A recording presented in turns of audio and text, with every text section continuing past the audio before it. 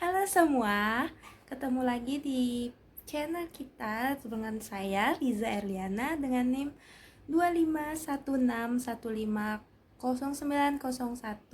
Sekarang kita akan membahas tentang metabolisme nitrogen.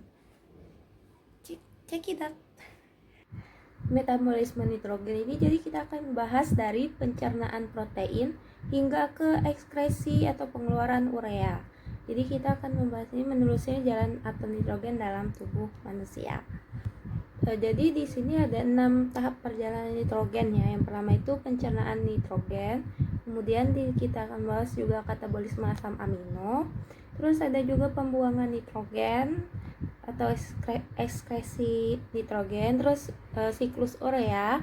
Kemudian kita juga akan membahas tentang metabolisme purin dan pirimidin, dan serta terakhir itu ada metabolisme porfirin. Nah, yang pertama itu ada pencernaan protein. Nah, jadi setiap makanan yang mengandung protein yang kita makan itu akan dipecah secara bertahap di sepanjang saluran pencernaan. Nah, dari rantai polipeptida besar hingga ke asam amino bebas yang siap diserap oleh enterosit. Jadi yang pertama itu melalui lambung, di lambung ada HCl, itu akan sel parietal akan denaturasi protein dan mengaktifkan pepsinogen. Kemudian dari pepsin di sel Schärf ini akan endopeptiklase yang memotong ikatan peptida pada asam amino dan aromatik ya, dan akan menghasilkan polipeptida dan oligopeptida besar.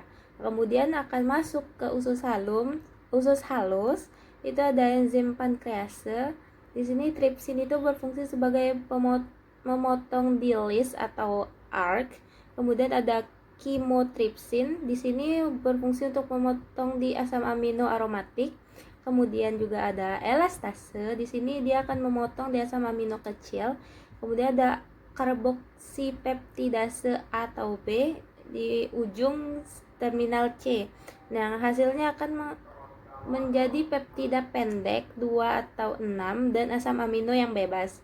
Kemudian ada enterosit di tahap terakhir di pencernaan protein. Ini ada aminopeptidase dan dipeptidase. Dia ada di brush border yang akan menyelesaikan hidrolisis dari semuanya.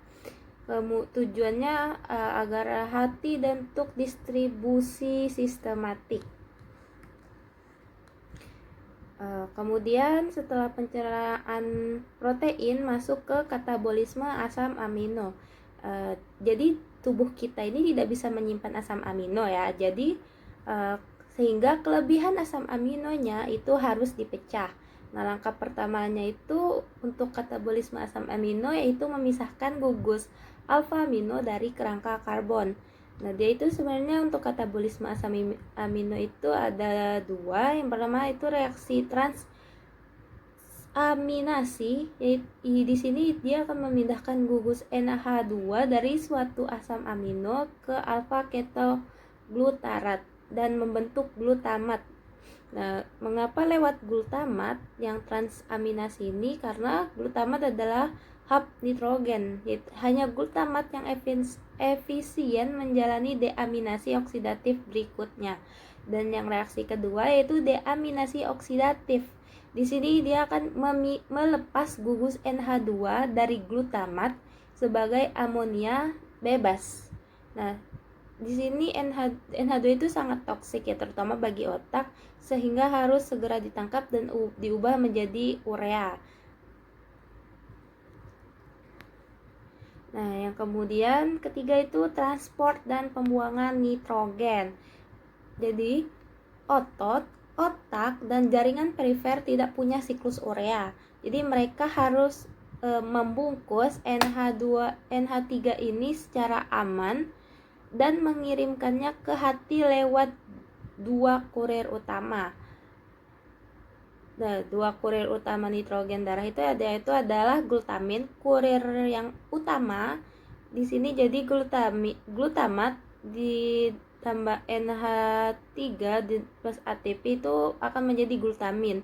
Enzimnya itu glutamin sintetase. Kemudian kedua itu ada alanin, ini siklus glukosalanin itu berada di otot. Jadi dia piruvat dengan glue akan menghasilkan alanin dan alfa Kg. Khas otot saat kerja keras gitu. Kemudian baru tujuannya itu ke hati. Jadi ada glutaminase dan glutamat dehidrogenase. Ini untuk transport dan pembuangan nitrogen. Nah, kemudian itu ada masuk ke siklus urea. Nah, di sini ada 5 enzim, 2 kompartemen, satu tujuan, yaitu mengubah NH3 yang toksik ini menjadi urea yang larut air dan netral agar dapat diekskresi ginjal melalui urin. Nah, di sini ada 5 step ya. Nah, yang perlu diingat itu ada 5. Terus yang pertama 5, ada 5 enzim berurutan, ada 3 di mitokondria dan ada 2 di sitosol hepatosit. Kemudian ada 2 sumber nitrogen. N pertama itu dari NH3 bebas dan N kedua itu dari aspartat. Nah, dan kemudian ada 3 ATP yang terpakai pada siklus urea ini. 2 di langkah yang pertama di CPS 1 dan 1 di langkah yang ketiga. Kemudian ada langkah pembatas laju CPS I, diaktifkan N-asetilglutamat atau NAG yang sintesisnya dipicu oleh arginin. Jadi inilah jadi siklus ureanya ada 5 tahap ya. Yang pertama itu tahap CPS 1, kemudian tahap kedua itu ada OTC, tahap ketiga itu ada di sini ada CTO, ada arginisoksinat sintetase ditambah ASP ditambah ATP akan menjadi ARG suksinat. Kemudian step 4-nya itu ada arginisoksinat liase menghasilkan arginin plus arginin dan ini. Kemudian yang kelima itu ada arginase dan akhirnya menghasilkan urea. Kemudian ada metabolisme purin.